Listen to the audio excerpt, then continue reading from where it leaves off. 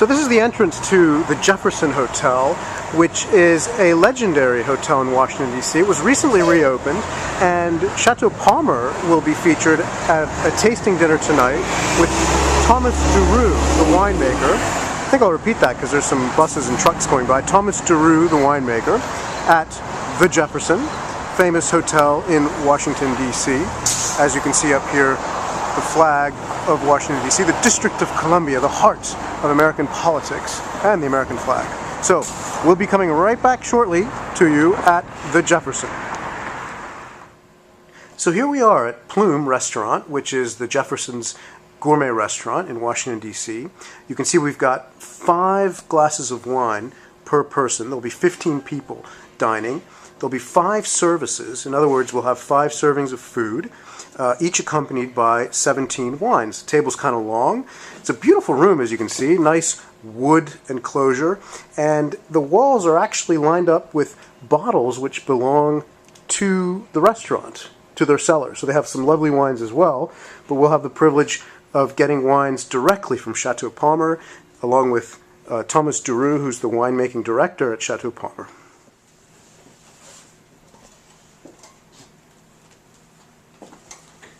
This is Frank Crespo.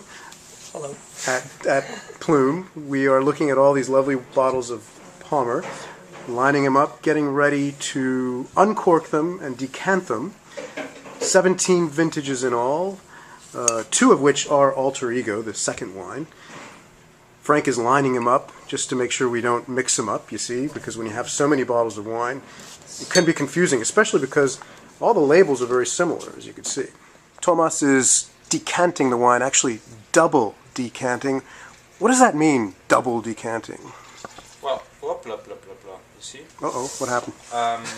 Il y en a toujours plus quand on le remet dans la bouteille. C'est ça le problème. Well, there's 2 different goals when you decant the wine. Right. For young wine, it's just to add oxygen in the wine. Right. So you make sure that the wine will be open enough when we'll taste it. And for older wine, you want to separate the wine from the solids, from the sediments, just to have it perfectly clear, with no cloudy aspects. So this is a candle we've got. Thomas, why do you need that candle? What does that do? Well, the candle is a very old tool to see through the bottle if the wine is clear. So that way, as soon as the sediment that is located at the bottom of the bottle comes out, I will stop to pour the wine into the decanter. We're at the book room of the Jefferson Hotel. I'm with Thomas Duroux, winemaking director at Chateau Palmer, and we're having a Delamont 99 Blanc de Blanc. Blanc de Blanc. Oh, that sounds very nice. Cheers. Cheers. So what is this champagne? Is it Blanc de Blanc? What does that mean? You asked me? I'm asking you. I mean, I'm from Bordeaux, come on. I know, but you know, I have no idea. No, yeah. Yeah, of course. Blanc de Blanc, if you remember well, means that there's just some Chardonnay used for it. And plus, it's this wine is made by one of my old buddies, one of my old friends, Didier Dupont, who is the president of De La Mode and Salon. Wow.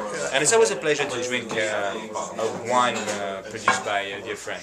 That's very And it tastes different. And it's 1999, so it's literally more than 10 years old. So Really good. that's a good way to start our evening, isn't it? Yeah, I know that there's a pen and paper for any notes that you want to take. All right, and we're going to start with the 06 Alter Ego, which is going to be on your left, followed by the 04 Alter Ego, which is going to be on your right for the first course. You mean left, far right, far left? No, the 06 will be on your left, going from left to right. Okay. And we'll be using the same glasses for the next course, so what we'll do is it's up to us to, that's why we have all the buckets, to clean out the glasses for the next set of wines. And this glass here on your far left is for a Riesling Sylvaner that Kevin brought. So, Kevin. And we must also make mention for Randy, who brought us a 99 Palmer. So, that will be... So, less Chateau Palmer, more Alter Ego than what we used to do.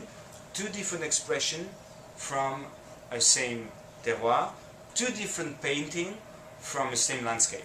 That's what we try to do. So Tomorrow. most of your A lot of choice questions. is in the vineyard during or before harvest. Most of your choice or Yes. selection. I would say that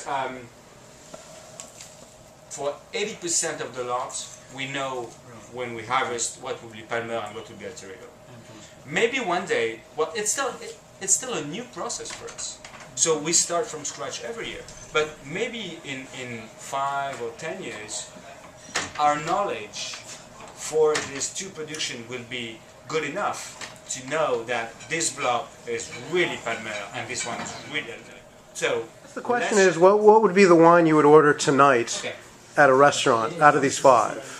And I would say 98, but I agree. okay. That's All what I right. would choose to. Well, what about the most potential? What do you think has the most potential? Is there, 04 maybe, or 99. 99? Oh, interesting. Yeah, 99 had a lot of. The 99 has probably the most length and the most density of fruit, so if it develops complexity, over the long haul it could be really outstanding. Ken, what did you think of the 99? It had a lot of power, didn't it? Oh yeah, absolutely. Yeah, I agree. What are your thoughts here with the 01? Well, my thoughts on the 01 are that the development is fabulous, but very fast. It's a very precocious wine and a little surprising, but my thoughts are primarily that that it's a lot of potential ahead of it, but that it has developed faster than anyone would have expected who tasted it when it was young. And the 03? The 03 is pretty much, my thoughts about the 03 are that it's pretty much what I expected for the vintage, slightly diffuse and a little bit lacking concentration, quite ripe, still Palmer though, and still a lovely wine, but it would not be my personal choice among the vintages of Palmer. And how about the 04? 04, I'm a big fan about the 04 vintage generally. The Palmer is a very good example of an 04. I'm again struck, it is not as I expected it. It turns to me to be a bigger wine than I expected, but one that still is giving a great amount of pleasure, but one that I think you want to enjoy it in a few years. Surprisingly structured. Great, thanks. Right, so we're having 07 5 vintages of another 5 vintages. I'm afraid you're right. And what's amazing is that we have some off vintages. Off vintages, vintages that are not really that great, apparently. I think it was VCC. He wouldn't do it until the dollar was too weak. Not a great vintage. So finally I got a call really from nice. the dollar went down. There I is can one confirm that's your price. here in So I think I got my 1981, one which is case. a little bit tired. It's like watching the stock market. Long in the every day. tooth, as they say. Other than But discussion, this one, 1978, this is a one, very good. really good. It goes well with this meat, as you can see. I've sort of consumed it. Alterigo 07. It's I just- drink it now. It smells very, very elegant and smooth. It just drinks really well. The So, price was just again, we're going through another Did you 5 have wines of Palmer. We're having But a great Mark, you time. didn't have 07 Palmer, I don't think. no. Black truffle, studded loin of lamb. It's just absolutely out of this world. Anyway, see, nice menu. So, and what do we have with that? We had an 89 Palmer. Can you focus on that 89 Palmer? Yeah, just 89, 1989. Fabulous vintage, sort of roasted, hot, delicious notes.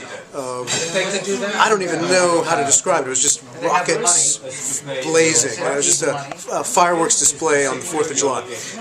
But in my opinion, even better was the 83 Palmer. The 83 Palmer was even more powerful, but much more subtle, and it finished with sort of an orange rind freshness at the end. It was just absolutely delicious. So, what is the difference between Bordeaux?